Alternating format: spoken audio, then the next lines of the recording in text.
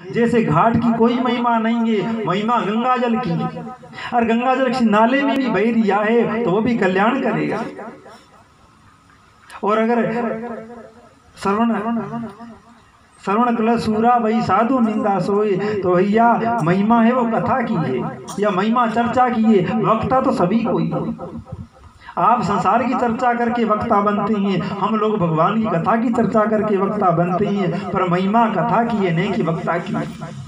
अब आपको तो प्यास बुझाने से मतलब है, आपको तो गंगा में स्नान करने से मतलब है, घाट चाहे कोई सा भी। तो पहले दास की कथा भाई, अब दीदी पधारे, तो हम सब तो घाट हैं, वक्ता जितने सबरे घाट हैं, और जो कथा है वो गंगा का जल है। अब गंगा जी में जाओगे, जाकर के स्नान करोगे तो भैया किनारे पर बैठ करके रहना, भीतर उतरोगे तो डूब जाओगे, और डूब जाओगे तो काम में आ जाओगे। पानी में डूबने के बाद क्या होता है, पर एक गंगा यहाँ भी बह रही है, ध्यान दीजिए। एक गंगा तो वो गंगा है, और एक गंगा कथा रूपी गंगा है। उस गंगा में डूबोगे तो मर जाओगे, और इस गंगा में डूबते रहो तो कुछ नहीं मिलेगा।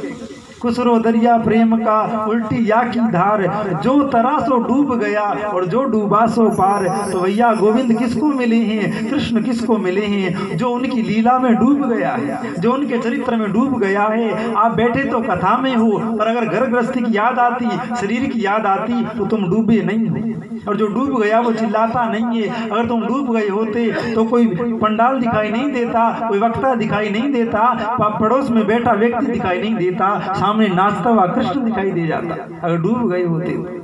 तो ये तो डूबने की बात है। तैरना हो तो गंगा जी में तैरो, पर इस गंगा में कुछ लेना हो तो भैया कथा रूपी गंगा में डूब जाओ तो सब कुछ मिल जाएगा, जिसकी आप और हमने कभी कल्पना भी नहीं करी होगी कि ऐसी भी कोई वस्तु है, ऐसा भी कोई तत्व है जिसकी प्राप्ति इतनी आनंददायक और इतनी सुखदायक हो सकती है। वो तत्व की प्राप्ति भी हो सकती है।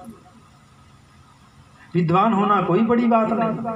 आज हर एक दूसरा व्यक्ति बड़ा विद्वान है। यहाँ भी किसी को माये पकड़ा दिया जाए तो हजारों उपदेश की बातें सुना दे, पर उपदेश कुशल बहु तेरे। दूसरे को ज्ञान देने में तो सभी होशियार हैं, दूसरे को कथा सुनाने में तो सभी होशियार है, ऐसे नहीं करना ऐसे नहीं करना, पर वो बात जब खुद के जीवन में आई तब पता लगी।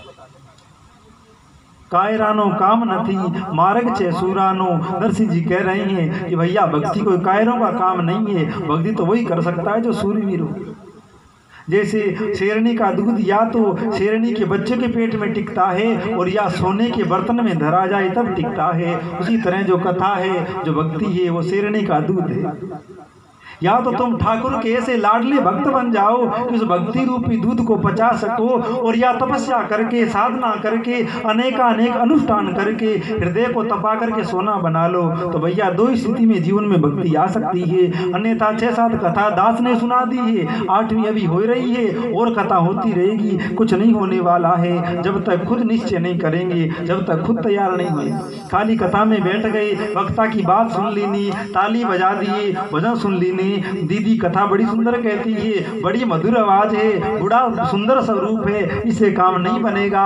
काम तो भैया जो वक्ता से मुख ली हुई बात है, उस बात को पकड़ करके उस बात पर चलोगे तब बात बनेगी। डॉक्टर के पास दवाई लेने जाओ, खाली डॉक्टर का थोपड़ा दे करके आ जाओ, डॉक्टर की मीठी मीठी बात सुन करके आ जाओ, तो क्या रोग ठीक होगा? वो दवाई दे और परहेज बताए कि भैया आलू नहीं खाना, दूध नहीं पीना, लस्सी नहीं पीना, और इस तरह दवाई लेना, तभी उस मर्ज का इलाज होगा। उसी तरह खाली वक्ता को नहीं देख लेना, वक्ता के मुख से जो